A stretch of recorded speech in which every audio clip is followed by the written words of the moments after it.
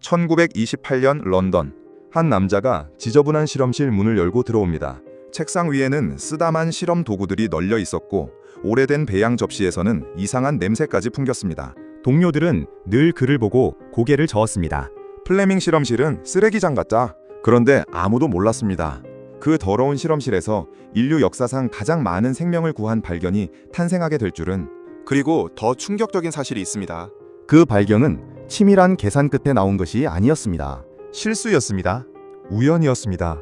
그리고 하마터면 그냥 쓰레기통으로 사라질 뻔했습니다. 그 남자의 이름은 알렉산더 플레밍. 당시만 해도 세균 감염은 지금과 비교도 안 될 만큼 무서운 존재였습니다. 지금은 감기처럼 지나가는 병도 당시에는 목숨을 앗아갔습니다. 아이가 무릎을 살짝 다쳤다가 며칠 뒤 죽는 일도 있었고, 면도하다 난 상처가 골마 팔을 절단하는 경우도 흔했습니다. 특히 전쟁터는 지옥이었습니다. 1차 세계대전 동안 수많은 병사들이 총알보다 세균 때문에 죽어갔습니다. 살아 돌아올 수 있었던 부상병들이 감염 때문에 비명을 지르며 죽어갔고, 의사들은 그 모습을 속수무책으로 지켜봐야 했습니다. 플레밍 역시 군의관으로 전쟁을 경험했습니다. 그리고 그는 큰 충격을 받습니다. 사람들은 총에 맞아 죽는 게 아니었다. 상처 속 세균 때문에 죽고 있었다.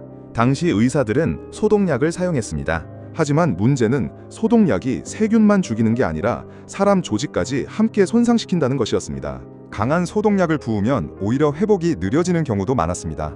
플레밍은 점점 의문을 품기 시작합니다. 인간은 살리고 세균만 죽이는 물질은 없을까? 하지만 당시 과학자들은 거의 불가능하다고 생각했습니다. 세균만 정확히 공격하는 물질이라니. 마치 저격총처럼 병균만 골라 제거하는 약을 만든다는 이야기였기 때문입니다. 그리고 어느 날 그 유명한 사건이 벌어집니다. 1928년 9월, 플레밍은 휴가를 마치고 실험실로 돌아왔습니다. 언제나처럼 실험실은 엉망이었습니다. 책상 위에는 사용한 배양 접시들이 쌓여 있었고 정리되지 않은 샘플들이 여기저기 널려 있었습니다. 보통 과학자였다면 그냥 다 버렸을 겁니다. 그런데 플레밍은 접시 하나를 보다가 갑자기 움직임을 멈춥니다. 배양 접시 한쪽에 푸른 곰팡이가 피어 있었던 것입니다. 원래라면 실패한 실험이었습니다. 오염된 접시는 가치가 없었기 때문입니다. 하지만 이상한 점이 하나 있었습니다. 곰팡이 주변만 세균이 깨끗하게 사라져 있었던 것입니다. 마치 보이지 않는 힘이 주변 세균들을 밀어낸 것처럼 보였습니다. 플레밍은 접시를 눈앞으로 가져왔습니다. 그리고 순간적으로 직감합니다. 잠깐, 이 곰팡이가 세균을 죽인 건가? 그는 급히 현미경을 들여다봤습니다. 정말이었습니다. 곰팡이 주변에서는 포도상구균이 완전히 녹아 사라져 있었습니다. 그 장면은 너무 이상했습니다. 당시 과학계 상식으로는 설명하기 어려운 일이었기 때문입니다. 플레밍은 곧바로 연구를 시작합니다. 그리고 이 곰팡이가 강력한 항균 물질을 만들어낸다는 사실을 확인합니다. 그 곰팡이 이름은 페니실린. 플레밍은 여기서 나온 물질을 페니실린이라고 부르기 시작합니다. 그런데 여기서 이야기가 끝났다면 좋았겠지만 현실은 그렇지 않았습니다. 문제는 너무 많았습니다. 페니실린은 엄청 불안정했습니다. 조금만 시간이 지나도 효능이 약해졌고 정제도 어려웠습니다. 대량 생산은 거의 불가능에 가까웠습니다. 플레밍 자신도 점점 회의적이 되기 시작했습니다.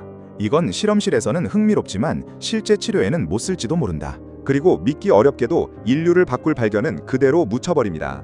논문은 발표됐지만 큰 관심을 받지 못했습니다. 당시 과학자들 대부분은 흥미로운 현상 정도로 생각했습니다. 세상을 바꿀 약이라고 믿은 사람은 거의 없었습니다. 그렇게 시간이 흘렀습니다. 그리고 인류는 또다시 전쟁에 빠집니다. 1939년 2차 세계대전이 시작됩니다. 수많은 병사들이 다시 피를 흘리기 시작했습니다. 그리고 더 끔찍한 문제가 나타났습니다. 전쟁터 곳곳에서 감염이 폭발적으로 늘어난 것입니다. 총에 맞고 살아남은 병사들이 며칠 뒤 고열 속에서 죽어갔습니다. 군 병원은 절망으로 가득했습니다. 바로 그때 몇몇 과학자들이 오래전 플레밍의 논문을 다시 발견합니다. 곰팡이가 세균을 죽인다. 처음에는 믿기 어려웠습니다. 하지만 상황이 너무 절박했습니다. 영국의 과학자 하워드 플로레이와 얼스트 체인은 플레밍의 연구를 다시 파고들기 시작했습니다. 그리고 곧 충격적인 사실을 깨닫습니다. 이건 진짜가. 문제는 생산이었습니다. 당시 페니실린은 너무 귀했습니다. 환자 한 명 치료할 양조차 만들기 어려웠습니다. 과학자들은 미친 듯이 방법을 찾기 시작했습니다. 심지어 환자의 소변에서 페니실린을 다시 추출해 재사용할 정도였습니다. 그만큼 절박했습니다. 그러다 미국까지 연구에 뛰어들면서 상황이 바뀌기 시작합니다.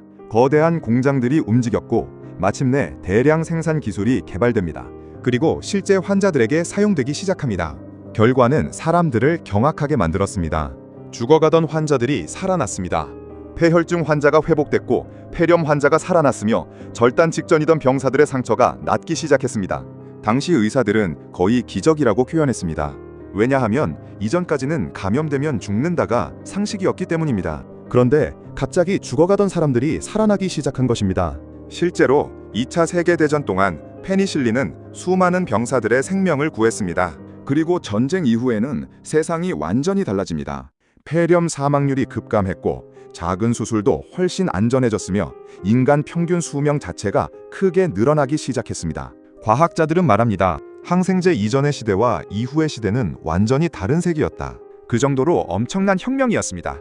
그런데 이 이야기에서 가장 소름 돋는 부분은 따로 있습니다. 모든 시작이 사실 우연이었다는 점입니다. 실험실 창문으로 들어온 곰팡이 포자, 정리하지 않은 더러운 접시, 버리지 않은 실패한 실험, 그리고 그것을 이상하게 여긴 한 과학자의 호기심.